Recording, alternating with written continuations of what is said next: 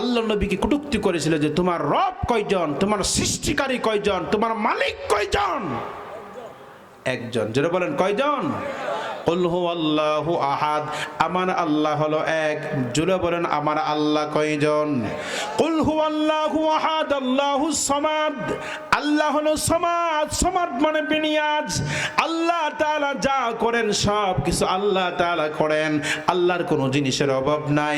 আমি শেরে বলেছিলাম আল্লাহ আউয়ালু ওয়াল আখিরু ওয়াদ যাহিরু হাক্কা ওয়াল বাতিনু মাওলায়া ওয়ালা কিলা ওয়া ক্বালা। আমার আল্লাহ হলো জাহির, আমার আল্লাহ হলো বাতিন, লা ক্বাবলা ওয়ালা বাদা ওয়ালা ওয়াক্তা জামানা, লা মুনি আলা হাজিবানিল্লাহি তাআলা। আমার আল্লাহর আগে আর কেউ নাই, আল্লাহর পরেও আর কেউ নাই। সব জায়গায় যিনি আছেন তিনি হলেন, চিল্লায় বলুন কে?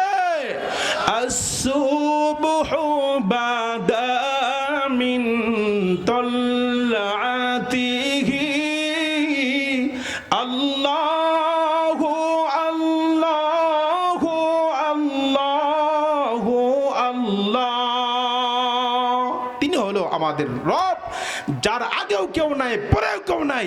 আসমানের মালিক হলো আল্লাহ, জমিনের মালিক হলো আল্লাহ।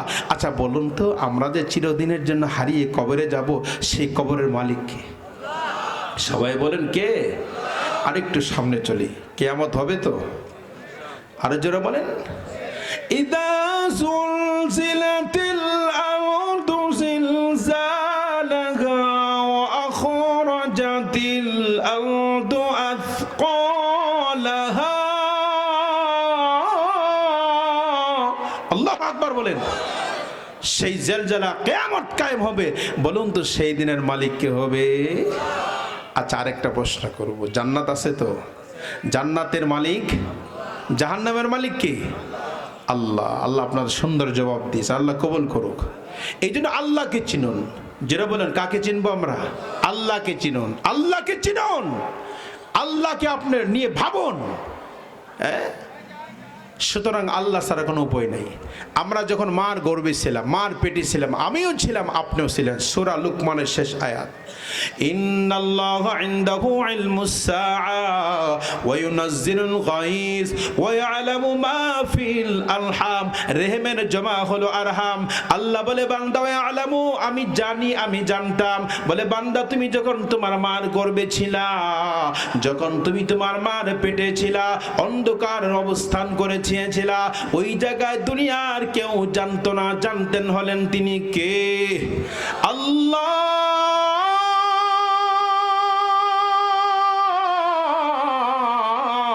আল্লাহ জানতেন।